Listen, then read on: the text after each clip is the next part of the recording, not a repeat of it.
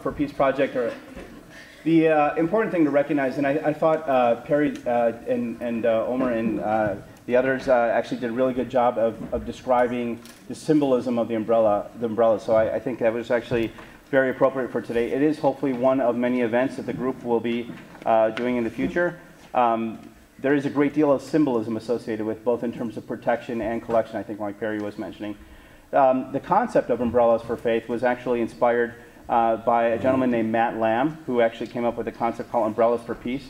This was a while ago. And the notion of the concept is actually to convey two things. Is on the outside of the umbrella is to convey your hope and optimism for peace and understanding and tolerance, and obviously between religions. And then the notion on the inside of the umbrella is to protect and hide all the fears and concerns that you have about what happens if there is not continued progress towards that goal, that optimism, that utopia of having better understanding between religions. So it's conveying and expressing those fears and concerns. What we're planning to do today is actually a creative exercise in that regard. We're going to actually split up into groups. Ideally, each small group will have a representative of each faith that will be involved in decorating the umbrellas. So we do have some specific instructions to give on that front.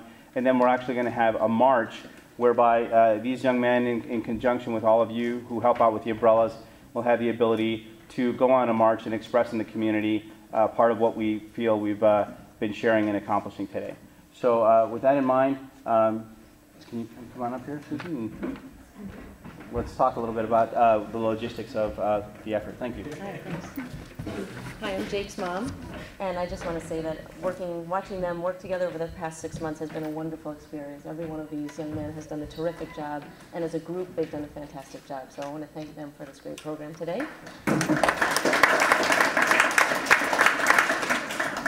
We have a three-part, over the next few minutes, we will split up into groups in the back.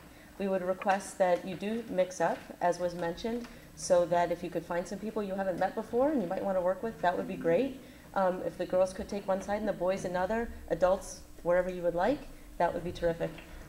We will then, after the umbrellas are done, we will take a walk outside and show the world what you've learned today. And so we will walk from here to Trinity Church, back across Roosevelt Road and back again. You don't need to worry about that because you'll all be together and they'll be leading you. What we'd like you to do when you get your umbrellas, as was mentioned, the positive, you've heard a lot of words today, peace, harmony, unity, qualities that unite all of the religions. And think about what the speakers have told you about, and think about how you might put those into pictures or words on your umbrellas. And those would all go on the top, and in the, as was mentioned before, underneath would have gone negative. Our umbrellas are see-through, so we're not going to have anything on the underneath. If you do feel the need to put your fears, we would request that you maybe put them smaller and put them in such a fashion that the message that you're giving to the world when you're outside with your umbrella is that overwhelmingly positive message of peace, harmony, unity, all those other great words that we've heard here today. Mutual respect, understanding.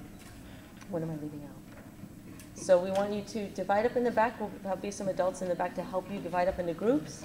And when we're ready, we'll take our march to the church. And when we come back, we'll have refreshments and time to socialize.